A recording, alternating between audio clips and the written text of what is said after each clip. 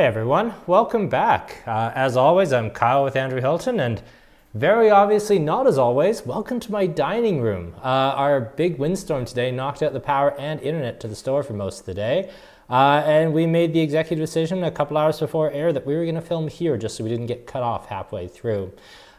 We are going to be joined tonight by a special guest. We are joined by Mike Maxwell of Nectar Imports. Good evening, Mike. I'm super well. Yeah, things are really good. It's been a bit of a weird one, but we're getting by. Now we've got one of the foundational craft breweries for Canada here in Great Lakes Brewing, founded in 1987.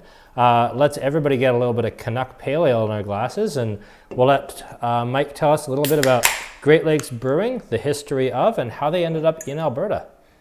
Yeah, thanks, Kyle. Yeah, Great Lakes is a fantastic brewery. They're one of the OGs of the Ontario craft beer scene. They're 33 years old this year, founded back in 2007. It wasn't until about 5 years after that the current ownership group took hold. They've been making great beer for that long. So they are up there with McCausland and Big Rock and all those guys. And have been knocking out tall cans. Actually, they were one of the forerunners making tall cans too. So they were packaging tall cans as early as like 2012. So ahead of this stream there. This Great Lakes beer, the Canuck Pale Ale, is their flagship beer. Originally brewed in 2010. It was brewed for the 2010 Olympics in Vancouver, and it was actually in the Olympic the Athletes Village. So at that point, really it was fun. in a Yeah, it's cool. It was a 650 ml bomber at that point, but it was called Crazy Canuck at that point, named after the 80s ski team, Canadian ski team. But I think for the '88 Olympics, probably in Calgary. But yeah, it's a classic, refreshing American pale ale. It's a great place to start any tasting. It's predominantly, I think, Cascade hops. So there's a couple other in there that will give it a little bit more tropical aroma than your typical Cascade. But there's a lot of that grapefruit, a lot of the citrus and pine. A really nice, clean finish and a light body on it too. So it's a great beer.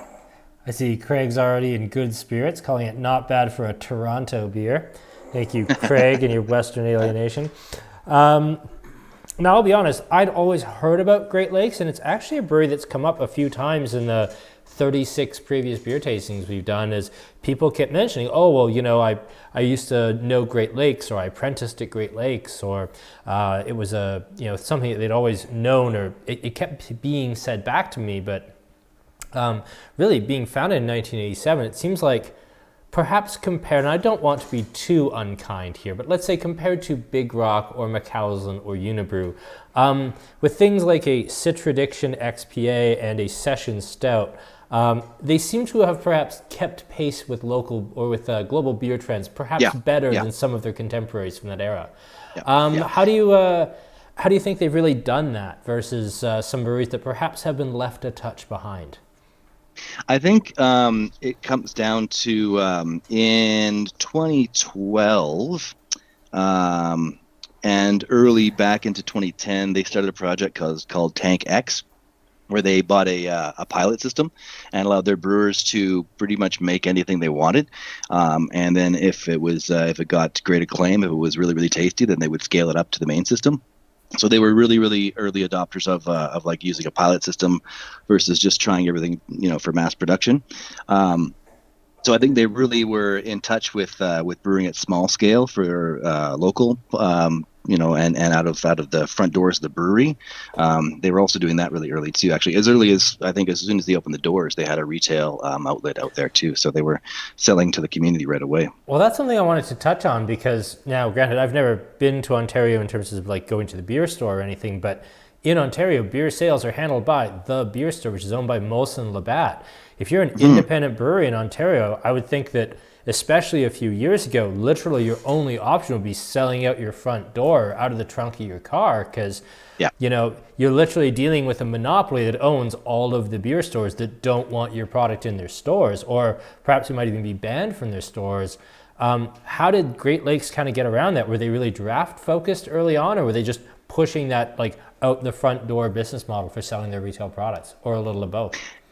I think it was a little bit of both. They were really focused on the retail. That from the very beginning, like I said, from '87, before the new ownership took hold, they had their own retail outlet there in Etobicoke. And but I think they also I know there's a bottleneck getting into the government stores there, but yeah, they really had to do it themselves and really make beer for their community, and that was so much their focus. There were lineups on new release days and things like that. So it's actually been a great success story.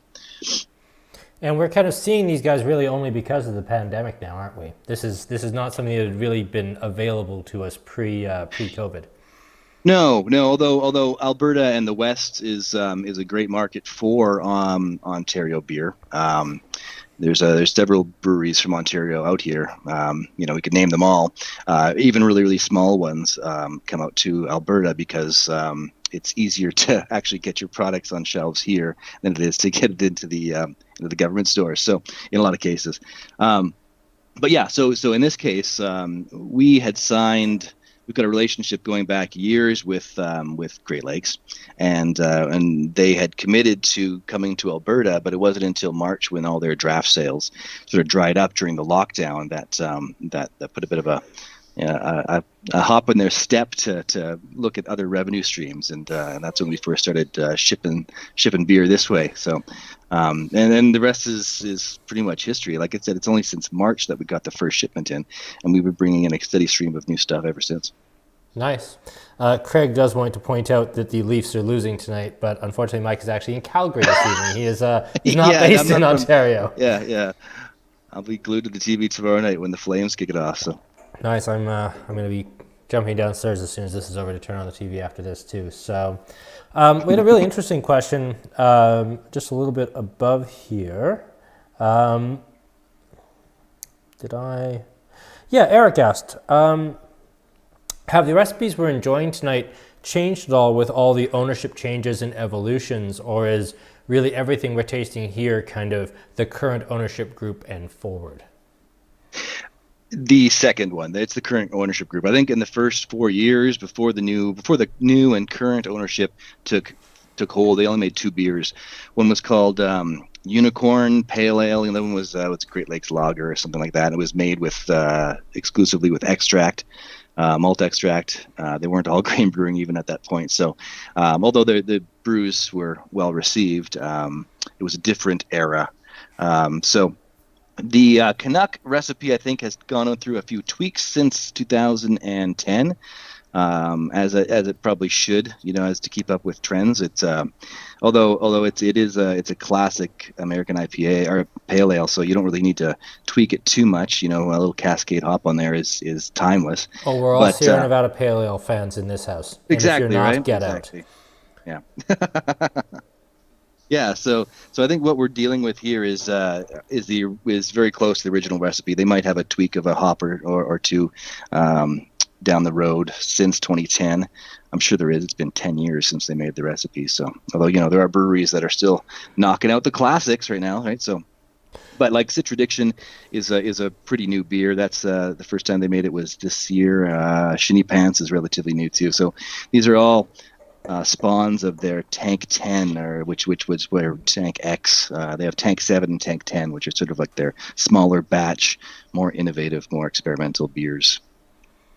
Yeah, just because they're probably the smallest tanks on the brewery. Because exactly. Getting to know some of our brewers, especially the guys at 88 who are just so wide open with what they're doing. It's like, well, I was like, hey, can I get 5 thoughts of that? He's like, no, it's in one of the small tanks. You can have as much of this as you like. It's in one of the quad tanks. Oh, yeah, great. I don't want that one. Now, let's jump into the Citraddiction here in just a sec. I do want to ask a slightly controversial question, because when I heard Great Lakes Brewing, this wasn't the brewery I thought of. I thought of the American version that has like the Edmund Fitzgerald, I believe it's a Dortmunder or Vienna lager, and some of the others. Like, has there been a lot of like pushback between the two breweries, or have they just agreed to kind of live and let live? I think they've agreed to live and let live, which is an interesting take on things, because that's not always the way things work out. I know there's, historically speaking, even in Alberta versus other Ontario brewers. There was some conflict there in terms of naming and copyrights and such. They don't. They obviously, they don't feel like they step on each other's toes too much. Although there is some confusion there. When we announced that we were bringing this brewery to Alberta, I got some feedback from some shops, and they were. One shop gave me a list of all the beers that he wanted to try. They wanted us to bring in, and half of them were from one brewery and half were from the other. So even he was confused as to sort of which brewery was which.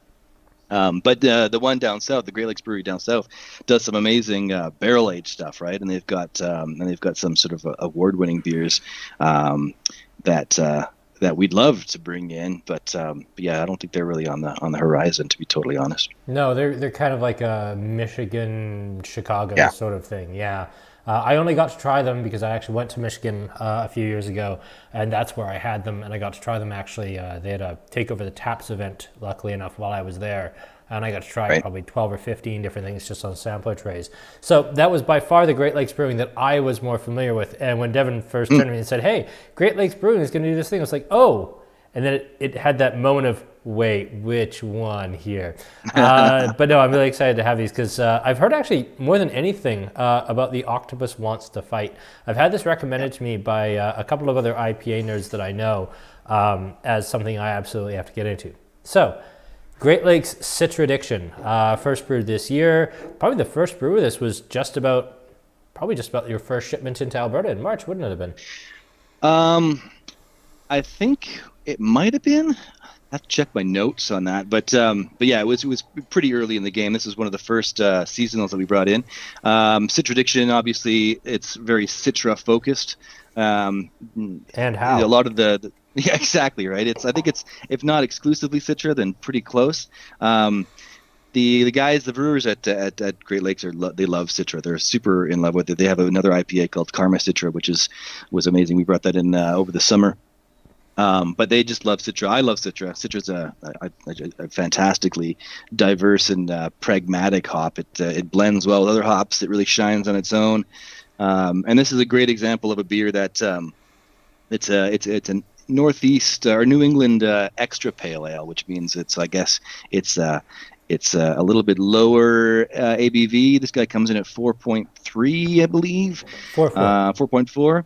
Yeah, 25 IBU. So it does have some bittering hops on there. Citra's using the bittering process, but yeah, it's light in the body. Even actually, probably if you're drinking after the Canuck Pale Ale, this guy even is a little bit lighter in the body. This is definitely a really lean malt beer, easy drinking. Definitely one where you can crush a few watching the hockey game. Yeah, this is a lawnmower beer to me. Like, this is just totally light body, super sessionable, tons of hop flavor. This is to me like I'm taking a 4-pack over to my friend's house to watch the hockey game, and I'm bringing $10 to pitch in for pizza sort of beer. I really like this style. Yeah, so do I. There is a trend in beer, especially you saw it really, really well this year and last year as well in 2019. A lot of breweries were brewing beer that was lower ABV, as a counterpoint to all these big barrel aged beers and all these high ABV double, triple IPAs. Although, man, I drank a lot of double and triple IPAs since March this year, and that was sort of what I was seeking out. So I guess it kind of goes on both sides. But yeah, I like this trend because you can have this with lunch, and not wobble back to the office, right? So no, this is absolutely fantastic, and I do kind of find it. Terry said that this was summer in a glass, and I absolutely agree with you. This is exactly summer in a glass. And naturally, we're drinking on a day where it was hailing sideways for a good chunk of the afternoon. So, no, this is absolutely brilliant. I liked the Canuck. Like, this reminds me of an improved Sierra Nevada Pale Ale. I like this style. It reminds me a little bit of the Cabin Retrospectrum, although I think I like Retrospectrum just a touch more. But then I should. It was one of my beers of the year, which was our theme last week. I really like this style. This, to me, is maybe not a style I'm going to sell as much of, but when I used to homebrew and I had my own table beers and house beers, this just hop juice at a really low alcohol where malt profile? What malt profile? We don't need a stinking malt profile. It's Citra. What do you want? Yeah, you call it lean. It's crackery. A little bit of biscuit, but yeah, it's definitely it's Citra and it's got a little bit of alcohol. Yeah, it's a hard beer to brew. Oh yeah, Because you couldn't make a mistake. no, exactly. There's not a lot of places to hide there. It's not a big bodied, hit you in the face IPA. That's for sure. All right, Michael, I'll transition to this question real fast. So, again, I talked last week about what my favorite beers I drank in 2020 were. You're in the biz. You're somebody who does this all the time. What were some of your big hits for you last year that absolutely blew you away for beer, in your portfolio or otherwise? Well, my favorite one from my portfolio, we brought in a lot of IPAs this year. We brought in Vertigo IPA from E9, which was one that we brought in, would have been probably late summer. And all of their IPAs are great out of E9. They're really known for their sours, but the Vertigo IPA really killed it. Yeah, we brought in the Black Helmet IPA, I think was the one we Black brought in Helmet from was really good E9. too. Yeah. Yeah. Well, I think we brought in 7 different IPAs from E9 last year. And I was constantly amazed by how they can twist a recipe a little bit here, a little bit there, and make different flavor profiles, which is hard to do for IPAs. I mean, a lot of breweries release a lot of different IPAs, and a lot of them sort of basically taste the same. But in order to make them taste different, you do have to change some significant portions of it and still make it an IPA. So that was Vertigo really shone for me. That one was a little bit of Sabro in it, I think, which I know is a polarizing hop, but used in a mix with other hops, it really gives you some cool aromas and flavors. Now, I'll be Outside of honest, that, I want to stop you there just for a sec because I have a question about Sabor Hops. I've had exactly one beer that said Sabor Hops on the label. I had the Table Ghost from Cabin. Yep. Why do you say Sabro's so polarizing? I'll be honest, I had the Table Ghost. I said, yeah, this seems like a nice enough IPA, and I kind of moved on. It wasn't a consideration for my best beers of the year, but it also wasn't a spectacular failure. Why do you say it's so polarizing? Yeah. I say that because it's a hop that used by itself, really, people love it or they hate it. It's got all that coconut and that bourbon, and it's a very distinctive hop. I think it's probably the hop that I can probably call out without really thinking too much about it. As soon as it's in a beer, you really can identify it because it's so distinct. I find it. I don't really like it when it's the one that shines. When it's the sole hop in a beer. But I find that it really adds great depth when it's used in conjunction with other hops. So, yeah, and just feedback that I've had in conversations I've had in the industry, I find that some people don't like it at all.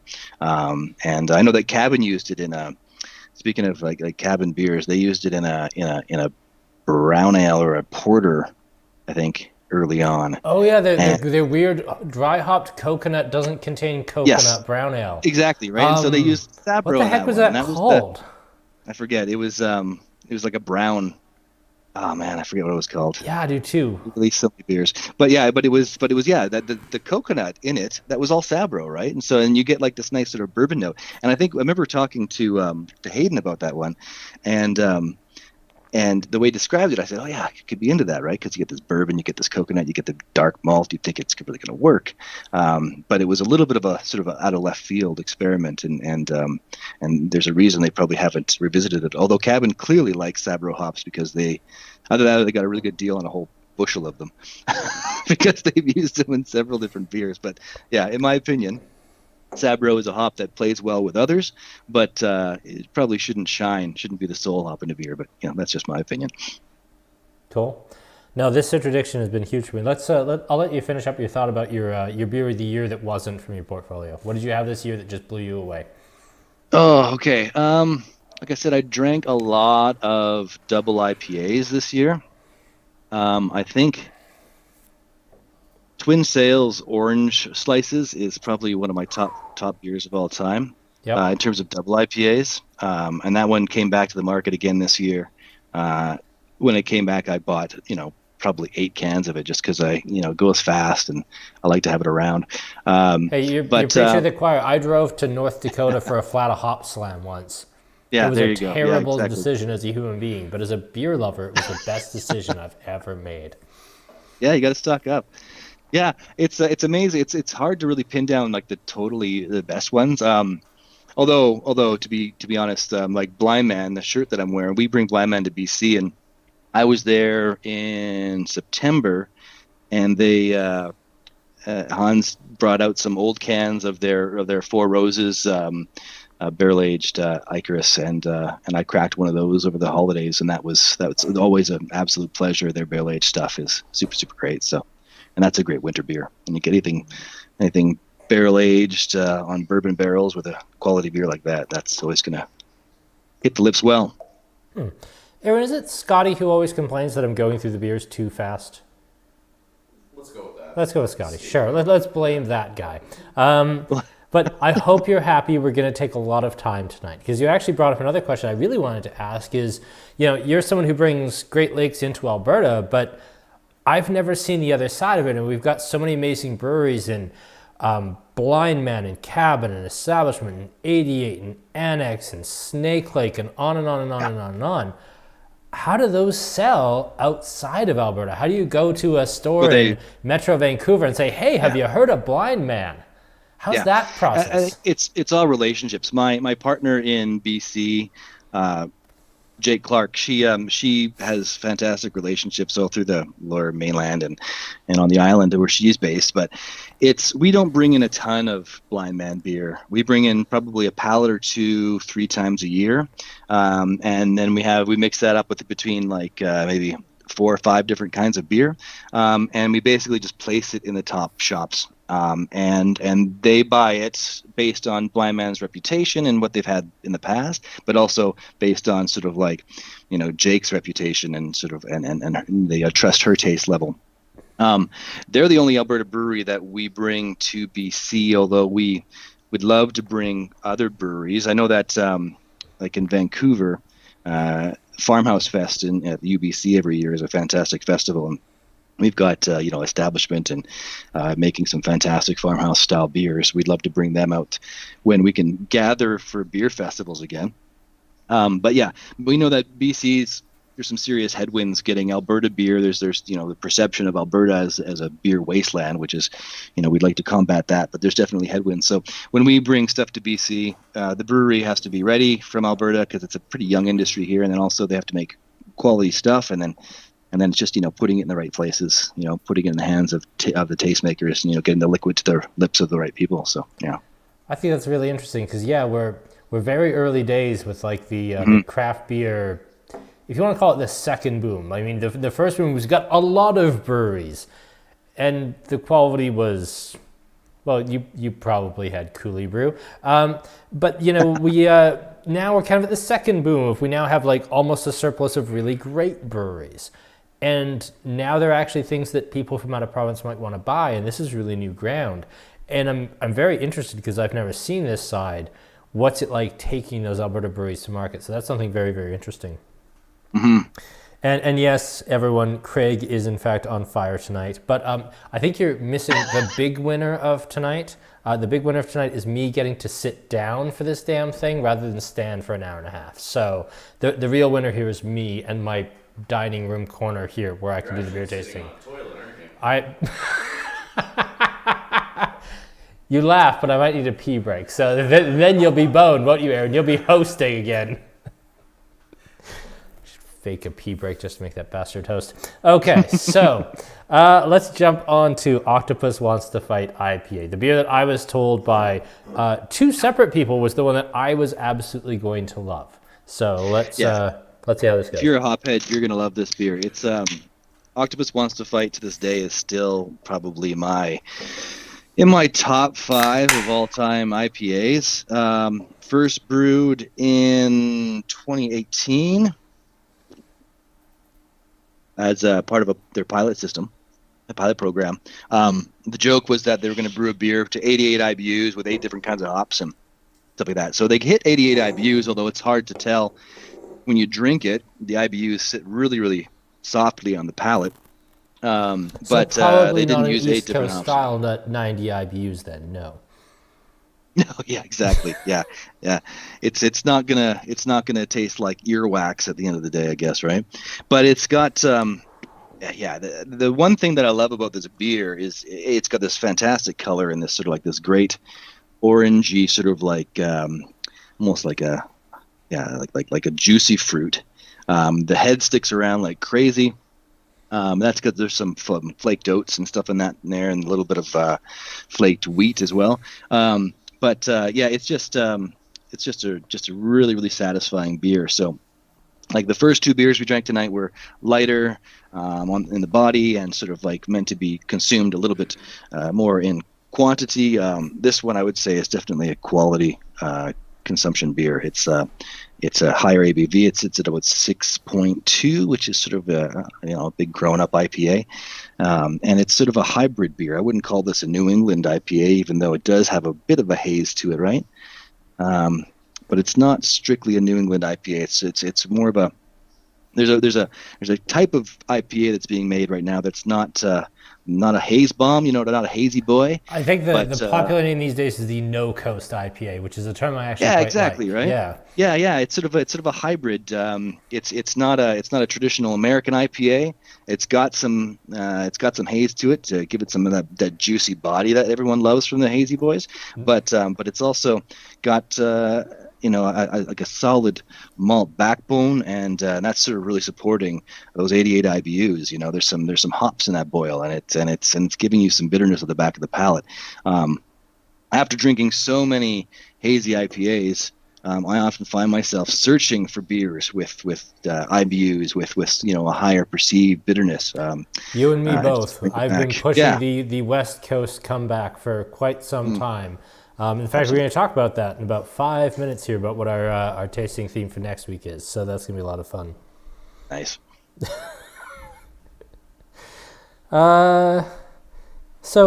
There's some very strange questions, and they always do get weirder the deeper into our cups we get. So it's strange how that happens. It's funny how this goes. A lot of rush comments. Eric asks, are Alberta breweries all that hungry to be in BC, or I'll even extend that to be in other markets full stop? Do you have a lot of Alberta breweries approaching you for this? No, it's Alberta breweries. The best ones are still they're still growing in Alberta. Like you talk to the guys at Establishment, and they're not even in Liquor Connect, right? No.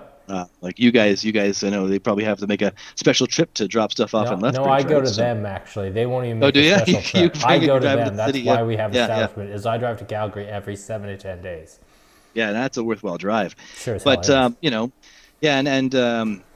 there's a big market in Alberta. There's two major cities, and then there's Medicine Hat and Lethbridge and Red Deer, and the smaller cities that there's a lot of people here that are drinking beer. So I'd say that most Alberta breweries, I was talking with somebody yesterday about how the granddaddies of sort of the new wave of Alberta breweries, like Dandy is 5 years old, which is just baby brewery, but feel like they've been around forever. So in reality, the Alberta breweries are still growing, still reaching sort of like their capacity where they're going to start looking around. But in my opinion, the part of what we do at Nectar, not only bringing stuff into Alberta and to BC from other parts, but it's also sharing those breweries with bringing Alberta breweries to BC, for example, and sharing them with that crowd. It's hyper local in BC, but there are several breweries in Alberta that I think are good enough, not only from a liquid standpoint, but from just from their packaging and from their branding and sort of the beers, the trends that they're on that are good enough to stand up to the BC beer market and shine. Blind Man being one of them. They always get great reviews. They really do. Yeah, I think that Blind Man is maybe not the forerunner of craft brewing in Alberta, which we grudgingly probably have to give it a big rock. But in terms of quality, like very high quality second wave brewing in Alberta, I think we have the 100%. Heinz commercial. Almost with the Okay, I will admit I've always wanted to pour a beer and slide it down a long bar to a customer. There you go. This is going to end in tears. Oh, and then I didn't even get it there. Oh, that went badly. Yeah, no, I'm not trying out for the Briar. That's going to make the blooper reel. All right. So let's just run through a couple of questions here real fast. Deirdre asks, are there any Alberta beers in Ontario that you know of? I don't know how you ended up as being the unofficial Ontario spokesperson. Again, Mike lives in Calgary. Sitting in my office in Calgary. Yeah. Yeah. I don't think there's I don't know if there's any Alberta beer in Ontario other than Big Rock. Big Rock has their brewery out there, Yep. right? They've got their brew pub on Liberty Street there. Yeah, I don't think so. I don't really think so at all. I know that even like Wild Rose, as they contracted to basically focus exclusively on Alberta, it's a couple years back. So Alberta breweries are really contained only to Alberta, and so other provinces who may not venture to Alberta, their preconceptions on Alberta as a whole probably tinge their view of the Alberta beer scene. So even though, like, how many breweries are in Alberta now? There's over 100 probably, right? There has to be. Yeah, and and I mean, it's like it's insane the amount of beer. It's hard to keep up with all the beer. I mean, you'd have to be a raging alcoholic, I think, in order to keep up with all the beers that are being released. But yeah, it's an inevitability, though, and the problem being, though, it's a little bit lopsided in that Alberta is like a free for all for liquor sales. That's the reason why there's breweries like Great Lakes in Alberta, and rather than the other way around. Ontario is very protective of their liquor industry. They've got that bottleneck getting into the LCBO, and it's not as easy to get beer there as it is to get beer in Alberta. As a result, though, Alberta's probably got the best wine, beer, and cider selection probably in North America, I think, right? So I think Quebec can give us a run for our money on wine just because of how the SAQ is set up. Just it's so wine focused, but in terms of like total liquor selection across all four categories of wine, spirits, beer, and cider, nobody can touch Alberta. No, I think that's absolutely fair. For everybody asking about the cow, I don't actually know. I have no idea who the artist is. I've tried looking up the signature before. This is a street artist that Christy met in New York the first time she went without me. And she met them and she bought this off of their rack just outside of Central Park. So no idea. It's a nice, kind looking cow though. But yes, this hangs in our dining room and is a, tribute to Christy's first trip to New York. So that's where that comes from. I would love to do an art talk about it, but I know absolutely nothing. I wasn't there. So moving on. Moving on. Thank you. Yeah, I wasn't intending that. I was just looking down at the iPad as I went to, well, that's unintentional puns. Hooray. Julius, actually, flip side, what other Ontario beers are you looking at getting into Alberta, and can we get Blood Brothers? Blood Brothers already is in Alberta. Oh, Blood Brothers apparently is. Okay. Yeah, Blood Brothers, I used to work with Untapped imports before I started Nectar, and Blood Brothers is one of the breweries that they brought in along with Bellwood. So Blood Brothers doesn't bring a lot in, but they do bring stuff in. And I highly recommend them. They're amazing. We are looking at we were looking at at least two other breweries out of Ontario that we'd love to bring here that we think could do well.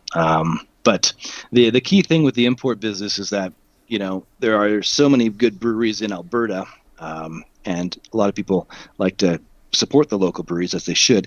So the stuff that we bring in, we want to make sure it's of the highest quality and and also, beer that either isn't being made or is sort of at the forefront of the trends that what people want to drink. So cool. Yeah, this year we brought in a lot of IPAs and lagers. So I warned you about Shameless Promotion Corner, but I'll give you a chance to talk about this too. We've had a bit of people asking about doing an E9 event for an upcoming event here. Yeah. Obviously, we know about Great Lakes. We've talked a little bit about E9. What else do you bring in that people should be really excited about and that you want to build a whole bunch of hype about to force me to carry right now? Yeah. First on that list is definitely going to be Stillwell Brewing out of Halifax. They're a small farmhouse brewery that makes like farmhouse style ales and mixed fermentation sours. They are probably one of the best producers of that style on the continent. I know that their fans range to like their former brewer Jester King, who is now doing her own thing. She's a huge fan of them, and they're just a world class brewery. They're super low key. Their aesthetic is very cool and low key. But like Preach, for example, we're looking at right now, that Peach Farmhouse is amazing. Drink that with some gooey brie or something, and you're in for a real treat. Glue is sort of their annual flagship release, where they age one of their farmhouse blends on this year it was Muscat, and they use a lot of Muscat, but they blend it on the must, and it's super tasty. These guys just make amazing stuff, and we never get a lot of it. Just because it's so far away in Halifax, and it's expensive to bring their stuff in. But when we do, it's hard for me to sell because nobody really knows them. But I mean, I just can't say enough about them. All their releases are amazing. So when you have four beers in stock at the same time, call me and we'll do one of these. And excellent, I'd love to. Nuts. Yeah, it'll be fun. What else you got that's really exciting coming through? Out of Halifax is Sourwood Cider as well. Nova Scotia's got some of the best apples in the world, and Sourwood is a tiny producer. They're super geeky about what they do. They're super into fermentation and always experimenting, and they have they've got a couple ciders in stock. We brought in one called Wabamo, which is a dry hop cider. One is Sour City, which is a cider that's got a touch of lactobacillus in it, so it's like a sour cider. And then you've got they barrel age their stuff, and they put it on a fruit, and they've got like Herbaceous right there. That's one of theirs that we've got in stock right now, which is a dry hop barrel aged cider. Dirty Rosé was awesome. We brought that in earlier this year, and it's aged on some wine from Benjamin Bridge, another Nova Scotia winery. So very cool stuff. We actually carry Nova 7 in the shop. Yeah, I'm very familiar with Benjamin. Yeah, actually, exactly. I really love their little 200 ml cans of their Pet Nat, and they're the greatest little thing. Those were fantastically fun. I don't think I can get those anymore. Benjamin Bridge's what was it? The blue can, not the Pet Nat, but the Nova 7 just in cans. No, the I'm missing the word for the style of wine. Just the P. Piquette. They're Piquette. Man, I could crush that all day long. It was delicious. So they make some really tasty stuff. But yeah, so the Sourwood's a great one. And then there's E9 at Tacoma. They're an amazing brewery. They've been around. They're one of Tacoma's probably oldest and original craft breweries. So a lot in common with like Great Lakes, but they're famous for their sours. They do great barrel aged mixed fermentation stuff. But they installed a canning line to make tall cans late last year, and so they've been really leaning into their clean side. So they've got some fantastic IPAs. They've got some great lagers that they make. So they're a great brewery. And other than that, what else do we have? Stillwell. We have a small growing portfolio, so we've only been around since January is when we first brought some stuff in, and then we do a little natural wine too. So Rosewood Estates winery out of Niagara, out of the Ontario region, is one of ours too, and so they do some really cool natural wine. They have a Pet Nat that's unfortunately out of stock right now, but called Nebulous, which is super tasty and natural, and they do really cool stuff too. So it sure sounds like we're gonna have to have you back, is what it sounds like. Yeah, I got a lot to offer, and I love talking about it. Yeah, they do. Like Rosewood's so much fun. They do mead as well. They've got two different wineries there. They raise bees, and they got honey, and they obviously they sell some trapper hats too. Yeah. Awesome. So let me talk about what we're going to do next week here. We're not going to have Mike back right away, although I think that's going to be pretty inevitable. We're going to do my biggest regret beer tasting of 2020, which if you tuned in last week, I was pretty clear. I wasn't happy with how East Coast versus West Coast IPA went. I just straight wasn't. I wanted it to go better. And then I think do I want to say inarguably?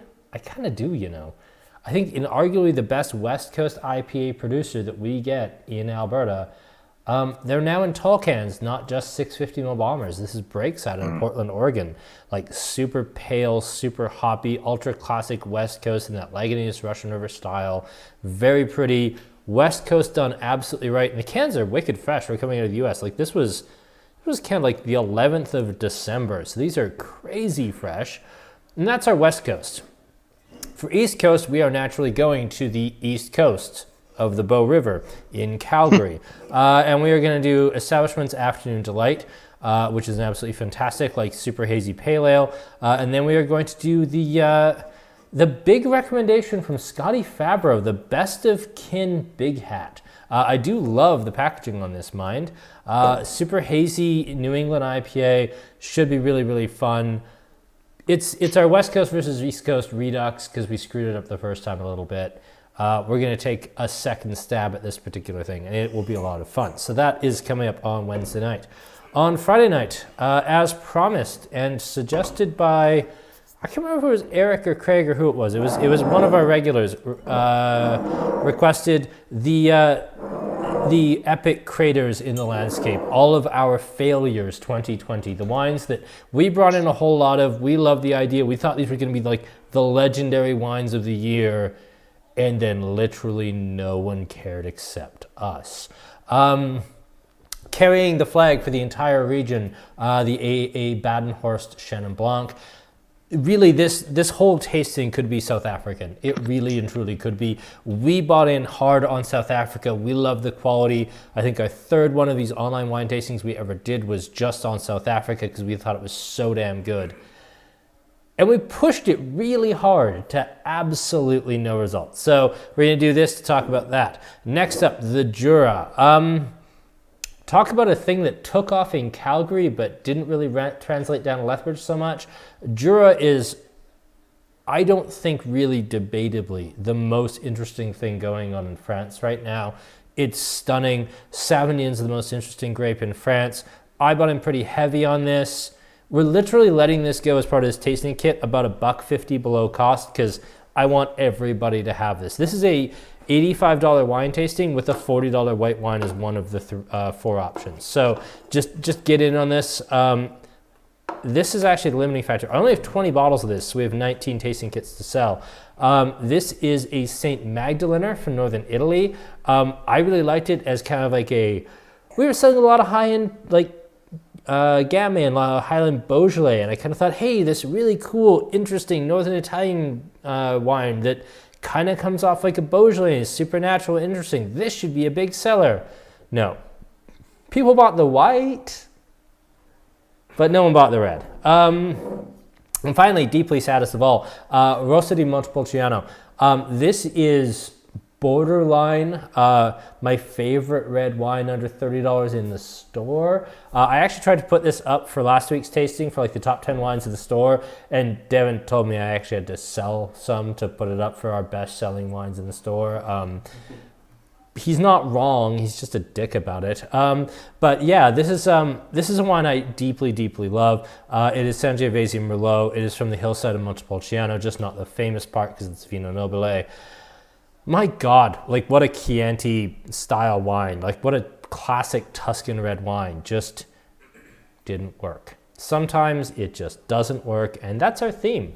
Sometimes with all the best intentions, with all the best wines, no one cares. But we're gonna blow these out for like super, super cheap. Wine tasting is $85 for the whole lineup. I mean, that's 40. We literally, I think, are breaking even on the whole event, but that's fine.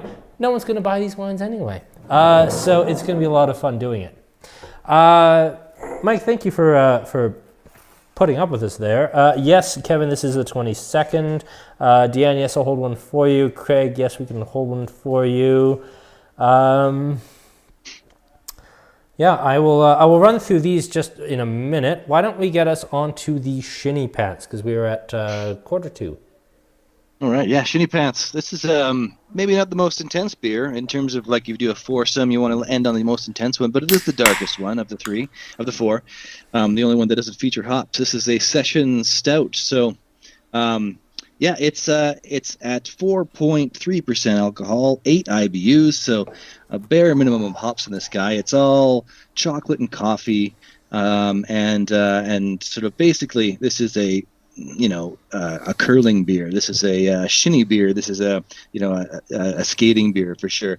Where the sunlight is still shining, even though it's 3 p.m. and it's coming in at a slant. But you're definitely one that you can drink during the day. This is a really nice example of, as we were talking about earlier, of a low ABV beer that's sessionable. And just really still satisfying.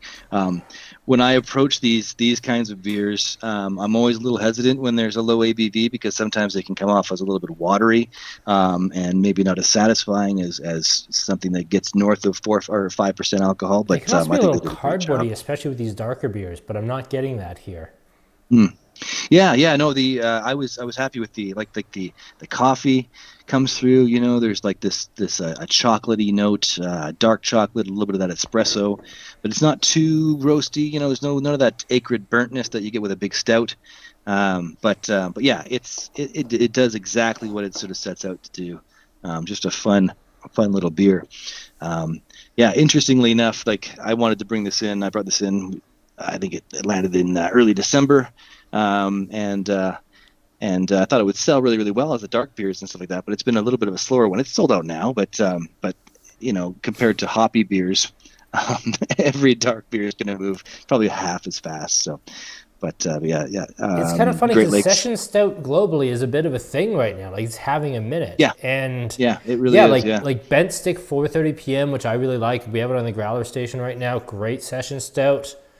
Maybe 1 in 30 growlers is that stuff, which is not terrible. I know, right? It's awful, but it's not impossible. We don't have to blow it out. It'll still go away. But like things like this, I really wish sessions that would take off here, because it's a thing globally. Like if you're a forward-looking brewmaster or a brewery agent, and you're like, what's coming up next? Well, session stout's been on everybody's lips in the U.S., and here it just hasn't happened. Yeah. I think people are stuck on dark beers being higher ABV, being larger in body, being sort of like when people think stout, there's a misconception of it being a stout beer, right? But it's definitely you can have a great dark beer, and this is like English style beers are great for this, where they focus on fantastic malt, they focus on like the flavors other than strict hop juice, but they come into lower ABV. English milds are famous for this. This is like a brewer's beer in a lot of ways, where if a brewer had their druthers, they'd be drinking English milds and nice balanced pale ales all day. But they don't sell worth a damn, because nobody wants to drink a beer called a mild. So yeah. I also think that to a certain point, the Citraddiction reminds me of some of the milds and like blonde ales that you get out of the UK from some of the more forward-looking breweries that are still really into camera, where they're like 3.6%, and then they're just hop juice, but they're really well balanced hop juice like this. They're not super bitter at no alcohol, so they seem really out of balance. This is really nice. I thoroughly enjoyed this Shinny Mance. Yeah, it's great. I'm glad you like it. I think they do a great job. They obviously have some very talented people working at Great Lakes, putting together some fantastic recipes. And the 8 IBUs is I thought that was interesting, because they obviously didn't use a lot of hops at all in this. So this guy, any of the bitterness you get even is probably all from your darker roast malts, more so than any of the hops that they're putting in there. So. And I get a tiny bit of soapiness from the roast, but it's a really tiny amount, and it's as much as I get from anything else. And the thing that I usually get on a lot of these is, if not wateriness or cardboardiness, I get a certain soapiness. It's really restrained here, which at 4.5% is very good brewing. You very rarely see that. Yeah, and I think the cardboard and the soapiness, that's this brewery's the quality of their product is fantastic. The recipes are great, but they're also very, very keyed in on the lab side. So dissolved oxygen in their beer is really, really low, and so it sits well. They transport well, and then they age well too. That dark beer, there's no trouble of going bad anytime soon. I opened a can of Octopus that was 6 months old recently, one that I had to buy back from a shop because you don't want it to be on the shelf. But I opened it and drank it, and it may not have been peaking, but it certainly didn't taste bad. So that's for sure. Well, you know what? That's I can't even say it's good brewing. That's just unusual. Some of my favorite IPAs don't last. No, exactly. And I mean, IPAs, I think most breweries would say you want to drink them in, 2 weeks from brewing date to 3 months, right? That's your peak, your IPA zone. 6 months if it's being held in a fridge kind of thing, and then the brewers start to get a little nervous. But so the best breweries in the world, are going to put out IPAs. Like I had a double IPA from Coronado that was a year old once upon a time. And it was great. It was fantastic. It had been cold stored, but it was also a double IPA, so it's got a little more alcohol to sort of brace it. But and it probably wasn't ideally what the brewer intended with the hop profile. The aroma side of hops usually kind of burns off after a while. But there's a lot of people out there that are freshness. They're really keyed in on fresh beers. Yes, that's me. Yeah, there you go. But I know my limits, man. I know my biases, and my bias is freshness. Yeah, that's fair. Inside 3 months, you want to drink those beers, those hoppy ones especially, right? But there are beers that the better the brewery and the more evolved they are, the more time they spent with the product, and sort of like had a chance to sort of grow into sort of like getting all the details right. The better the beer is going to be for the longer period of time, for sure. Cool. Thank you so much, Mike. This was a lot of fun. I really enjoyed having you. Yeah, thanks, Kyle. It was great being here. Yeah. Hopefully we'll do it again. Yeah, I'll ask you to stick around because we're going to wrap things up here, and then you and I can kind of debrief after this. For me, on my end, though, folks, I'm not going to rank these because Mike's right there. I never rank when I have a guest. I do want to remind you, if you liked the hoppy side, we're going to be doing the East Coast versus West Coast Redux next week. I'm not going to do rankings, but I will say, seeing your rankings, the Citraddiction is getting a bad time. It's a kick-ass beer. That's actually my pick of the night. But we will see you all in a week. We have no Friday night wine tasting this week because, bloody hell, I need a night off. And also because I didn't have time to put everything together. Yes, we do need a break. But yeah, that was our really fun Great Lakes Brewing beer tasting with Mike Maxwell of Nectar Imports. And we will see you all next week, Wednesday night, for East Coast versus West Coast Redux, and then on the Friday for the wines we couldn't sell. Thank you all so much, and good night.